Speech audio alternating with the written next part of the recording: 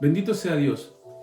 Doy gracias a Dios en esta hora porque podemos compartir su mensaje en este tiempo de Semana Santa, donde la iglesia esperaba tener este fin de semana un mover hermoso dentro de la congregación. Teníamos invitados, teníamos una actividad para este viernes, una vigilia, pero el Señor en su misericordia y en su sabiduría y soberanía nos ayudó a que revirtiéramos todos estos planes, porque nosotros nos sujetamos a Él y nosotros dependemos de Él, vivimos para Él, somos de Él, y en ese sentido tomamos toda dirección de parte de Dios. Él quiso que estuviéramos hoy día compartiendo un mensaje desde el comedor de mi casa y para toda la congregación. Quiero decirles que voy a compartir hoy día y el domingo un mensaje relacionado con la Semana Santa. Contextualizando la Semana Santa casi 2000 años después de la crucifixión y resurrección de nuestro Señor Jesucristo, voy a hacer un comentario, más que nada un estudio a mis hermanos, a la iglesia, quienes estén hoy día observando este mensaje de día viernes, y que no tiene mucho que ver con no comer carne, con no comer pescado, sino que cómo nos presentamos delante de Dios frente a una efeméride tan hermosa, tan grande, tan sublime como lo es el viernes de crucifixión. Vamos a estar hablando de las 24 horas, las últimas 24 horas antes de que Jesús sea crucificado, hasta llegar al domingo, el día en que Él resucita y su cuerpo es glorificado y se presenta allí a las hermanas, a los varones que iban camino de Emaús y posteriormente a sus discípulos. Vamos a orar en esta hora, voy a orar y quiero invitarle a inclinar su rostro y que donde usted esté pueda estar orando. Padre, le doy gracias en esta hora por compartir con mis hermanos este mensaje una vez más a través de esta vía, sin poder abrazarles, pero sí sabiendo y conociendo de antemano el cariño y el amor que nos tenemos, que quizás no vemos nuestro rostro, pero sí sentimos el cariño y afecto desde el más pequeño al más grande. Oro, Señor, para que tú nos ayudes, nos bendigas y que en este tiempo podamos ver tu gloria, podamos ver, Señor, tu manifestación en nuestros hogares, podamos ver tu compañía en cada vida, Señor, en el nombre de Jesús. Bendice, Señor, bendice donde quiera que llegue tu palabra, tú puedas allí estar tocando, ministrando, y ministra mi corazón. Ayúdeme, por favor, Señor, ayúdeme para poder compartir este mensaje, para poder llevar adelante este servicio en el nombre de Jesús. Amén. Amén. Gloria a Dios. Así fueron las últimas 24 horas de Jesús. Nos hemos preguntado siempre en la institución de la Cena del Señor. También recordamos cuando el Señor fue allí y oró y él sudó sangre, dice la Biblia. Y también recordar cuando fue con 3 de sus discípulos a orar y ellos se quedaron dormidos, lo encontró durmiendo. Él los reprendió. Todo ese contexto de esas horas previas a la crucifixión, voy a tratar en lo posible de ir relatando y dando algún versículo bíblico, por lo cual si usted gusta puede tomar lápiz, papel, si quiere tomar apunte. Yo le invito en esta hora para que recordemos las últimas 24 horas de nuestro Señor Jesucristo, cuando había cumplido su obra, había llegado el momento. ¿Qué momento? El momento de expiación, de justificación, en donde había un sacrificio, el único y para siempre. Ya no un cordero para cubrir el pecado del mundo, de las familias de aquel entonces judía, sino ahora había un sacrificio para perdón de pecados por toda la humanidad. Bendecimos a nuestro Señor y a cada uno de ustedes en esta hora. Y quiero que recordemos el jueves, el día previo a la crucifixión, donde los judíos celebraban la Pascua todos los 14 de cada mes, el mes de Nisan, y así recordaban que Dios lo había liberado, de Egipto y lo había llevado a la tierra prometida. En el año 33, Jesús y sus discípulos celebraron la Pascua en una habitación y allí ellos estaban celebrando y Él instituyó en esa noche también la cena del Señor. Aproximadamente a esa hora de las 6 de la tarde se instituyó la cena del Señor y Él les dijo allí en lo que la Biblia nos dice en Juan 13, verso 34, les doy un mandamiento nuevo: que se amen los unos a los otros. Ustedes deben amarse los unos a los otros como yo los he amado. Qué lindo. Allí Él le enseña. Cuando un padre ya no existe, cuando el papá, el dueño de casa o la mamá dejan de estar, han partido, han sido sepultados, es cuando mayor vienen los recuerdos, la nostalgia de los hijos. Mi padre me dio este consejo, mi padre hacía esto, o mi madre me decía esto, y es cuando ahí muchos hijos valoran, en el momento de la ausencia valoran a sus padres. Él me decía: no robes nunca, trabaja, gánate todo honradamente. Muchos consejos que los padres damos a los hijos. Pero aquí los discípulos iban a recordar un mensaje. Los discípulos iban a recordar una frase que hoy día nosotros le llamamos un versículo, ya que la Biblia está expresada así por capítulos, por versos. Pero aquí había una frase expresada por Jesús las horas previas a su crucifixión, donde a eso de las 6 de la tarde les dice, el día jueves, le expresa y les dice: un mandamiento nuevo os doy, que se amen los unos a los otros como yo los he amado. Inmediatamente le hace la comparación y se pone Él como referente de amor, como referente de afecto, de cariño, de amor ágape.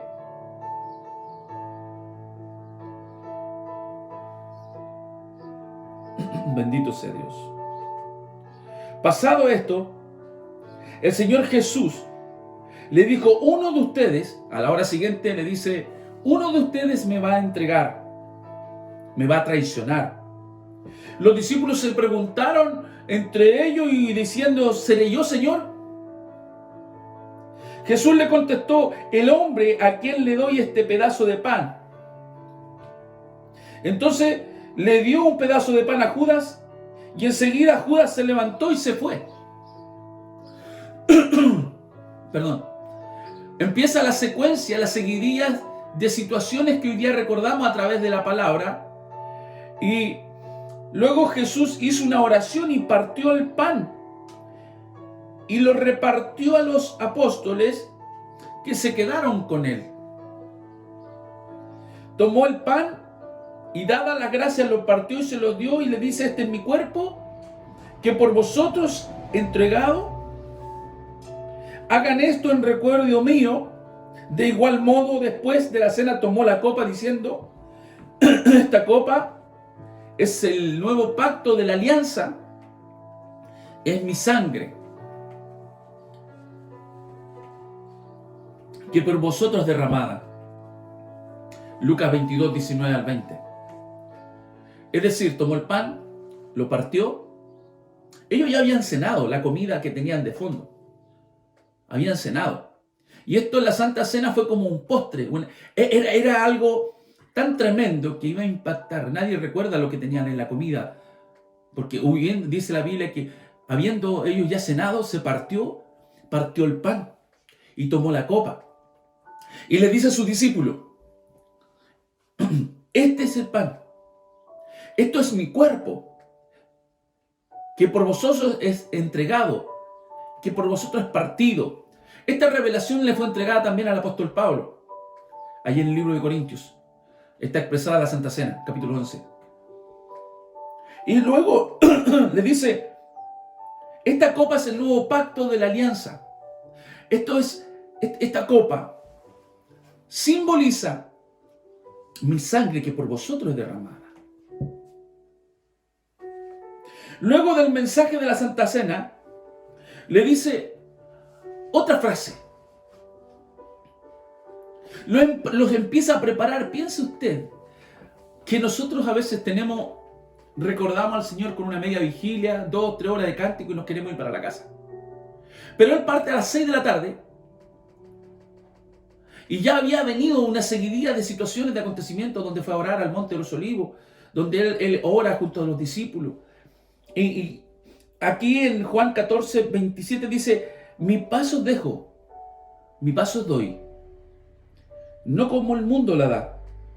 No se turben vuestros corazones, ni tengan miedo. ¿A qué se refería? A lo que iba a acontecer. Porque horas más tarde, es decir, 5 horas más tarde, aquí estamos aproximadamente a las 7 de la tarde, 8 de la tarde, 5 o 6 a eso de la medianoche, iba a llegar una caravana de soldados a tomarle detenido, a apresarle. Entonces él de alguna manera le dice: no tengan miedo, pero los discípulos no sabían si estaba profetizando o hablándole a futuro, los años que venían, en el momento. Ellos de alguna manera iban a ser en las próximas horas testigos del acontecimiento del cual les venía hablando ya hace varios días. A eso de las 9 de la noche, él ora en agonía en el Getsemaní. Jesús y sus apóstoles se fueron al Monte de los Olivos y pasaron allí en el jardín de Getsemaní, donde Jesús oró. Y dice la Biblia en Mateo 26, 42 que él dice: Padre, si esta copa no puede ser apartada de mí sin que yo la beba, que se haga tu voluntad. Padre, de alguna manera es necesario que esto acontezca. Él empezó a sentir el rigor, el dolor humano, de lo que él ya sabía que el tiempo había llegado. Su hora se aproximaba. Es decir, al próximo día en la tarde, es decir, el viernes en la tarde, él ya no iba a estar con sus discípulos. A esa hora ya su cuerpo iba a estar en una tumba. Por lo tanto, él había de pagar el precio en las próximas horas. Iba a vivir una situación tan compleja. Entonces él le dice: Padre, pasa de mí esta copa, pero que se haga tu voluntad. Luego de aquello, donde la incertidumbre, el dolor apremiaba en él, viene el beso de Judas. Retorna Judas después de la cena, retorna Judas y arrestan a Jesús. Un grupo armado con espada, con palo, dice la Biblia, donde Judas le seguía. Y apenas llegó Judas, se acercó a Jesús y le dice: maestro, maestro, y le besa. Marcos 14, 45. Y cuando vino, se acercó luego a él y le dijo: maestro, maestro, y le besó. Entonces ellos le echaron mano y le prendieron, dice Marcos 14, 46. Pero uno de los que estaban allí sacando la espada hirió al siervo del sumo sacerdote cortándole la oreja. Uno de los discípulos desenvainó y ¡wow! ¿A quién vais tomando preso? ¿A quién vas arrestando? Y dice que le rasgó, por poco no le parte la cabeza, sino que le rascó, le voló el pabellón auricular.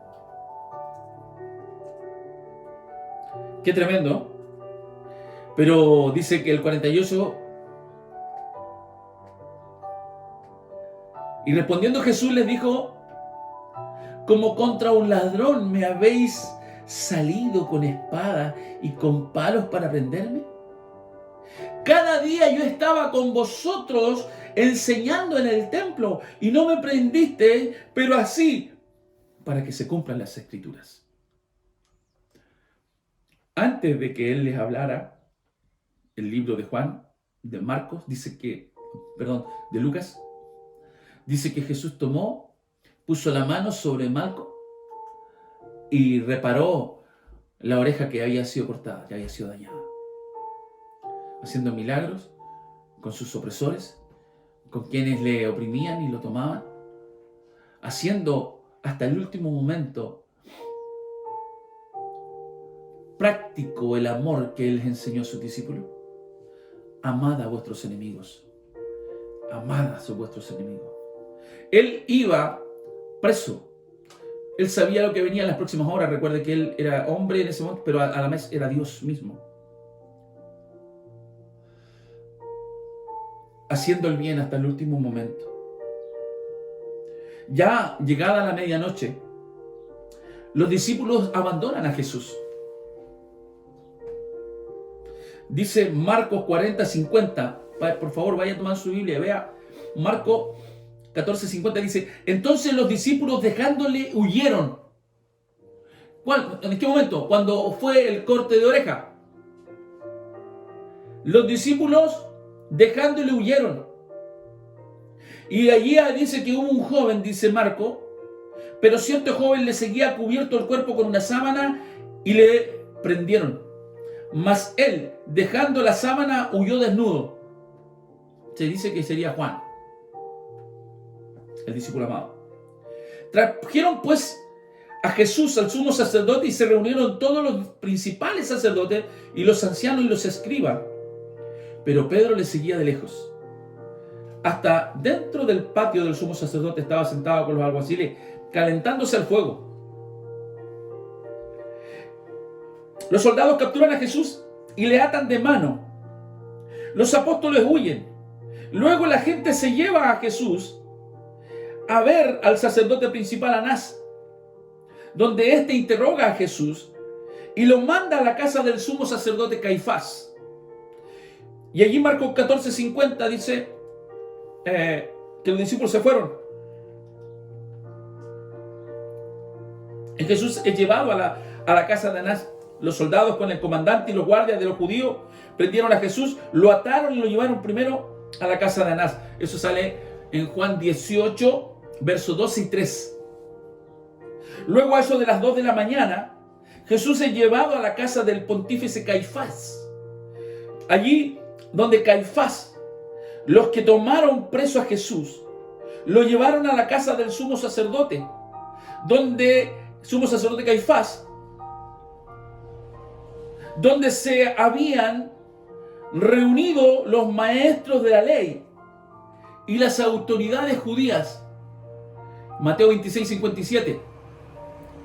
Allí estaban las autoridades religiosas reunidas junto al sacerdote Caifás, donde se reunieron, y aquella misma hora, paralelamente, Pedro estaba negando a Jesús. 3 veces, dice la Biblia, lo negó. Mientras Jesús todavía estaba con sus apóstoles, les dijo: todos ustedes me van a abandonar esta noche, les dijo. Pero Pedro le dijo: yo no, aunque los demás te dejen, yo nunca te voy a dejar. Pero Jesús le respondió a Pedro: antes de que un gallo cante, dirás 3 veces que no me conoces. Mateo 26:72. Pedro lo negó por segunda vez jurando: yo no conozco a este hombre. A eso de las 4 de la mañana los soldados se burlan de Jesús. Lucas 22, 67 y 68 dice: luego comenzaron a escupirle a la cara. Mire, en la madrugada, a eso de la tercera vigilia de la noche, al final de la tercera vigilia de la noche, dice que lo comenzaron a escupir en la cara y a darle bofetada. Antes de ser enjuiciado, antes de la cruz, empezaron a reírse, a enseñorearse, a escupirle. ¿Quiénes? Los soldados. Y que me perdonen. No es que yo vaya a menospreciar a los soldados, pero aquí eran de alguna manera, eran los gendarmes o los que custodiaban a Jesús, haciendo un contexto actual. No era el juez, no era el que iba a tomar determinación si era culpable o no, sino que simplemente las personas que lo estaban custodiando empezaron a escupirle. Imagínense en estos tiempos que un gendarme o un carabinero empezara a escupir a alguien que no ha sido sometido a juicio, o abofetearle como tomando la justicia en sus manos. Aquí ya vemos cómo Jesús es víctima de un trato indecoroso, de un trato despectivo, por darte vida a ti y a mí. Eso era lo que nosotros tendríamos que haber vivido, haber pasado. Nosotros debimos haber sido los que debimos haber recibido esos escupitajos, esas palmadas y todo lo que además iba a venir, porque éramos culpables verdaderamente de nuestros pecados, de nuestra vida pecaminosa, de nuestro andar malo. Y Él vino a suplantarnos a nosotros para que nosotros no viviéramos aquellos acontecimientos. Eso es lo que se celebra en Semana Santa. Eso es Semana Santa. Eso es este Viernes Santo. No tiene nada que ver con el consumo de marisco o pescado o con vivir un fin de semana apartado de pecado, sino se trata de vivir una vida santa, una vida apartada del pecado, esforzándonos día a día para sacudirnos de toda la mugre que es el pecado. A eso de las 5 de la mañana, Jesús concurre ante el Sanedrín. El Sanedrín era un tribunal de los líderes religiosos. Ahí estaban los fariseos, los saduceos, los escribas. Allí estaban todos aquellos que creían, los que oraban en las esquinas mostrándose, los que siempre ofrendaban en el comino, el canelo, diezmaban todo aquello. Pero habían dejado de practicar la justicia. Eso dice Mateo 23:23. Diezmaban todo hasta lo más mínimo, pero habían dejado de atender a las viudas, a los huérfanos, a los necesitados, al extranjero. Y cuando podían hacerlo sin haber dejado de hacer lo otro. Bendito sea Dios, porque hoy día usted está recibiendo una enseñanza en esta Semana Santa. Dejó pues en libertad a Barrabás y sentenciaron a muerte a Jesús. Había en esa mañana en casa de Pilato gente donde había ocurrido algo. Voy a hablar de la hora, a ver, sexta, todavía de la mañana. Jesús ante Pilato. Dice, Pilato volvió a entrar en el palacio y llamó a Jesús y le preguntó, ¿eres tú el rey de los judíos? En Juan 18:33. En cuanto empezó a hacerse de día, se reunió el consejo de los ancianos del pueblo, sumo sacerdote, escriba, y le hicieron venir al Sanedrín. Eso sale en Lucas 22 para que usted lo vaya allí estudiando y desglosando. ¿Dónde está esta palabra? Lucas 22. Ahí usted puede ir leyendo. Debo ir compilando y compactando esto para que usted pueda recibirlo en casa y lo pueda estudiar también. Cuando Jesús concurre ante Pilato, volvió a entrar en el palacio y llamó a Jesús. Y le pregunta, ¿eres tú realmente el rey de los judíos? Y yo quiero que podamos leer Juan 18.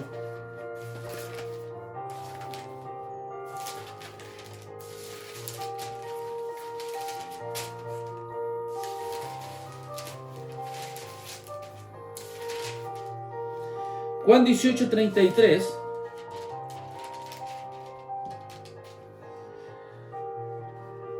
Cuando estaba ante Pilato allí, entonces Pilato volvió a entrar en el pretorio y llamó a Jesús y le dijo, ¿eres tú el rey de los judíos? Jesús le respondió, ¿dices tú esto por ti mismo o te lo han dicho otros de mí?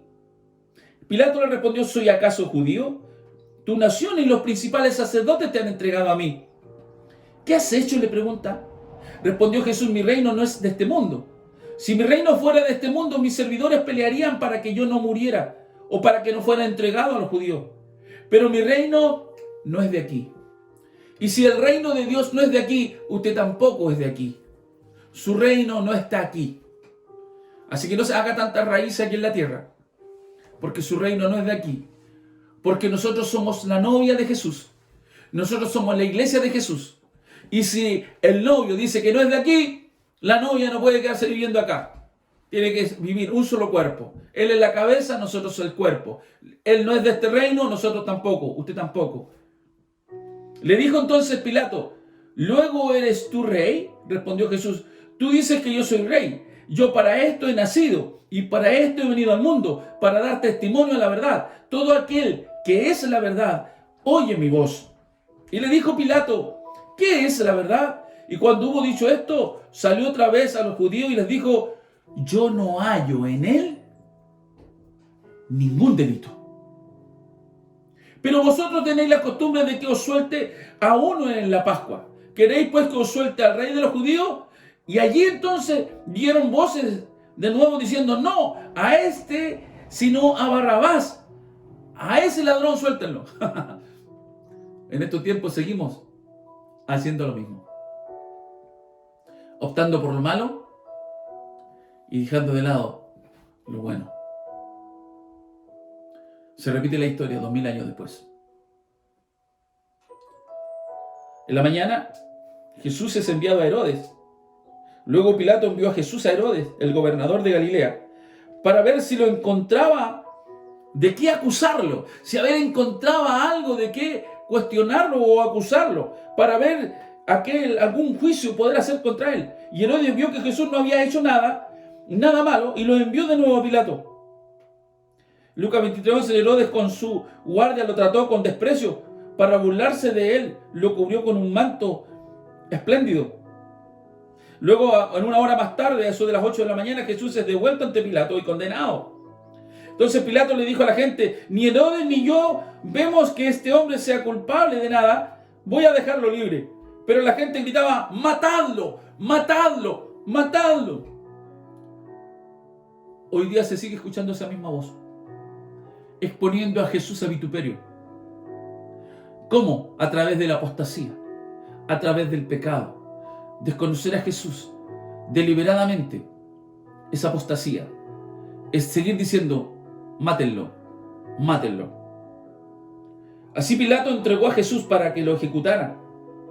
Marcos 15:15 dice, dejó pues en libertad a Barrabás y sentenció de muerte a Jesús. Lo hizo azotar, después lo entregó para que fuese crucificado. En la hora de las 9 de la mañana del día viernes ya, Jesús lleva la cruz al Gólgota. A eso de las 9 de la mañana Jesús lleva la cruz cargada al Gólgota. Esa cruz, no olvides nunca, todos estos pasos que tendríamos que haberlo vivido nosotros. Y allí sí quizás Herodes ni Pilato habían dicho, yo no encuentro a este culpable. ¿Sabe por qué? Porque soltaron a Barrabás, al que sí era culpable. Y los culpables siguen sueltos. Ese espíritu de Barrabás sigue suelto. Y lo seguimos dejando en libertad. Bendito sea Dios. Bendito sea Dios. Así fue como se llevaron a Jesús cargando su propia cruz. Salió de la ciudad hacia el lugar llamado el Calvario o la calavera que le llaman, que en hebreo es Gólgota. Juan 19:17. Luego a eso de las 11 de la mañana Jesús cae con la cruz y es ayudado por el cireneo. Dice Lucas 23:26, dice, cuando lo llevaron encontraron a un tal Simón de Cirene, que volvía del campo y le cargaron con la cruz para que la llevara detrás de Jesús.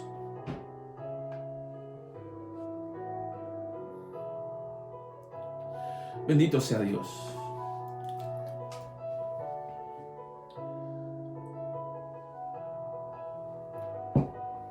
Perdón.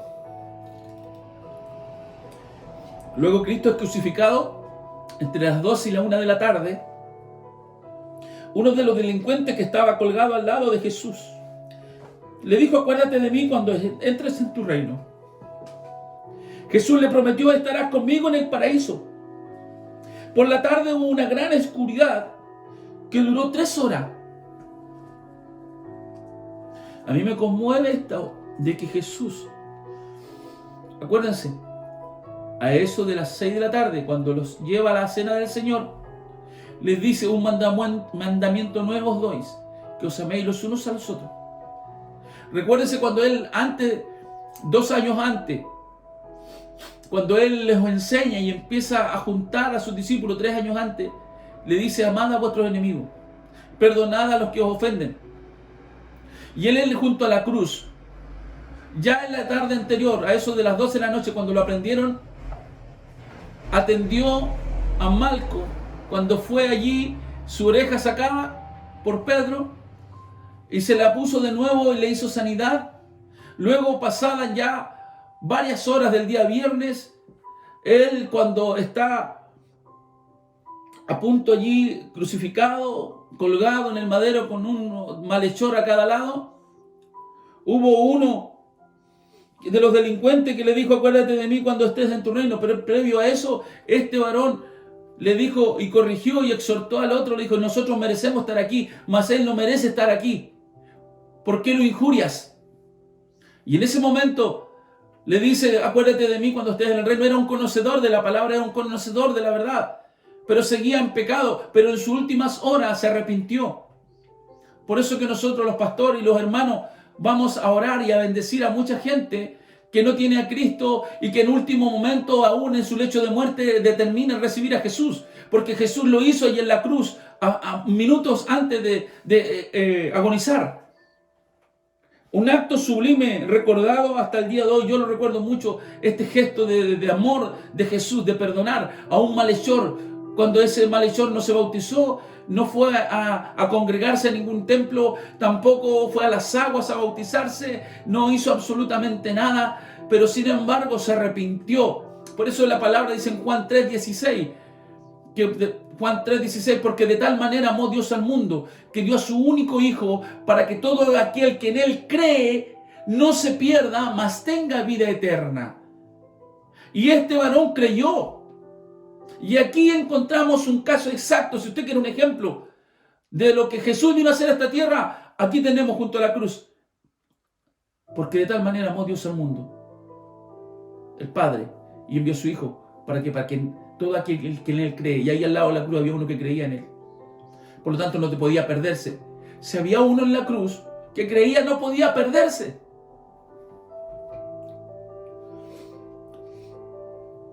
Crucificaron a Jesús, Mateo 27:35, lo crucificaron y después se repartieron entre ellos la ropa de Jesús echando suerte.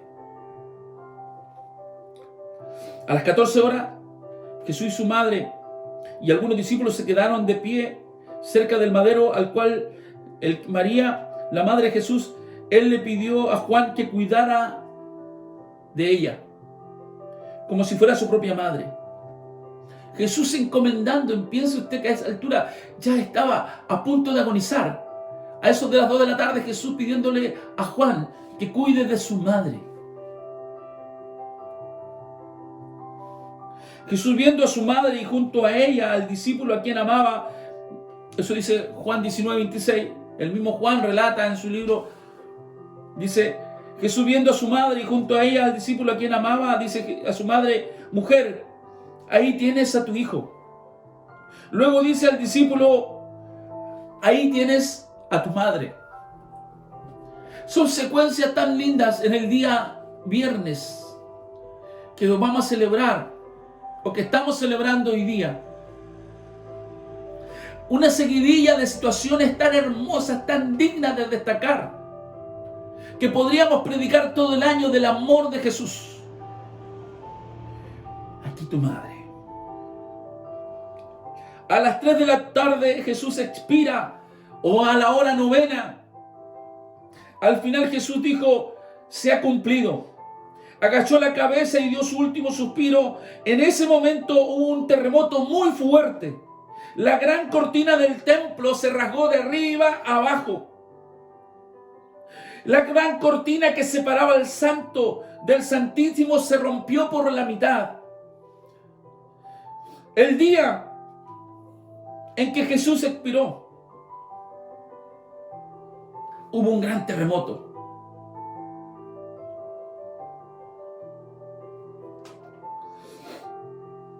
En Lucas 23:26 dice, a eso de las 3 de la tarde, Jesús gritó muy fuerte: Padre, en tus manos encomiendo mi espíritu.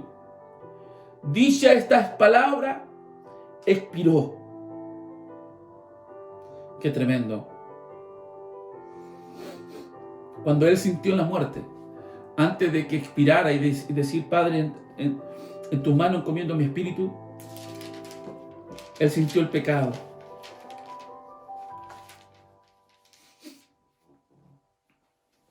Él sintió el pecado. Quiero leer Juan 19, verso 25. Estaban junto a la cruz de Jesús su madre y la hermana de su madre, María, mujer de Cleofás, y María Magdalena. Cuando vio Jesús a su madre y al discípulo que él amaba, que estaba presente, dijo a su madre: Mujer, he aquí tu hijo.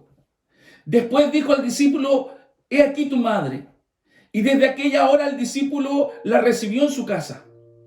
Después de esto, sabiendo Jesús que ya todo estaba consumado, dijo: Para que la escritura se cumpliese, tengo sed.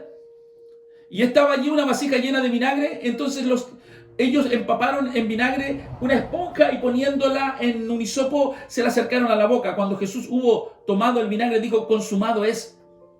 Y habiendo inclinado la cabeza, entregó el espíritu. Entonces los discípulos, por cuanto era la preparación de la Pascua, a fin de que los cuerpos no quedasen en la cruz, porque al otro día era sábado y venía el día de reposo, y usted sabe que en el sábado no se podía hacer nada.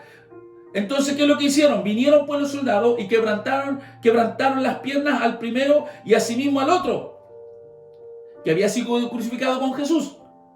Pero cuando uno de los soldados le abrió, dice, cuando vieron que Jesús estaba muerto, verso 33, capítulo 19 de Juan, cuando vieron y llegaron a donde Jesús y le vieron que ya estaba muerto, no le quebraron las piernas. Pero uno de los soldados le abrió el costado con una lanza y al instante salió agua y sangre. Y aquí venía la iglesia. Ahí venía la iglesia. Agua y sangre. Ahí venía la iglesia. Y el que lo vio da testimonio. Y su testimonio, dice Juan, es fiel y verdadero. El que sabe de esta verdad para que vosotros también la creáis. Bendito sea Dios. Dice que a eso de las 4, 6 o 7, 5 de la tarde hubo un centurión. Entonces un oficial del ejército dijo: de verdad que este era el Hijo de Dios. Ahí se daban cuenta. Al ver el centurión lo sucedido, glorificaba a Dios diciendo: ciertamente este hombre era justo. Lucas 23, 47. Jesús es sepultado a eso de las 6 de la tarde. Después que Jesús murió, un hombre rico llamado José de Arimatea pidió permiso a Pilato para quitar el cuerpo de Jesús del madero, y José envió el cuerpo de Jesús en tela de lino de buena calidad con especia aromática y lo puso en una tumba nueva. Luego mandó que rodaran una gran piedra para tapar la entrada y lo colocó en el sepulcro nuevo que se había hecho excavar en la roca. Después hizo rodar esta piedra, dice Mateo 26, 60, y se le puso allí. Quiero en este día viernes, dejar este estudio allí, para que usted lo medite, para que usted lo conozca un poco más profundo. Las 24 horas de Jesús, sus 24 horas últimas, cómo se sucedieron los hechos, qué es lo que se celebra en la Semana Santa. La Semana Santa no es un día para ir a los supermercados, arroparse con carros de trago, de vino para beber todo el fin de semana. No es ir a Nehuentú y traer la cantidad de marisco y de peces y dejar de comer carne. No es dejar de ver películas y no hacer nada porque es un día de recogimiento. Ni el sábado donde todos estamos con las manitos así. Cuidado que no digan una grosería, cuidado que no digan una palabra obscena, cuidado que no digan no, cuidado con estar peleando porque es Semana Santa. No. Eso es religión. Eso es literalmente religión. Y Jesús no es religión. Jesús es el que dio la vida por ti y por mí. Y a eso vino. A consumar lo que el Padre le ordenó. Y a vivir lo que hace 700 años atrás había escrito el profeta Isaías en Isaías capítulo 53. Y allí se retrata tal cual lo que él vivió en este día. Bendito sea Dios y bendecimos el nombre de Dios, Padre, Hijo y Espíritu Santo. Y pasado mañana domingo estaremos compartiendo la resurrección de nuestro Señor Jesucristo a través de esta plataforma. Que Dios les bendiga. Voy a orar para retirarme. Padre, bendigo la iglesia, bendigo a tus hijos, bendigo a tu pueblo, que hoy día experimentamos el recuerdo del acontecimiento más bello y noble de la humanidad, la cual hoy día nos da vida y vida en abundancia. Y quedamos con este pensamiento que le dio a sus discípulos. Les doy un nuevo pensamiento, que os améis los unos a los otros, como yo los he amado. Gracias, Señor, por habernos amado tanto y haber dado tu vida por nosotros, haber sido escupido, abofeteado, latigado, crucificado, haber sido atravesado con una lanza en tu costado, haber permitido, haber puesto una corona de espina en tu cabeza para darme vida a mí y a tu iglesia. Muchas gracias. En el nombre de Jesús. Amén.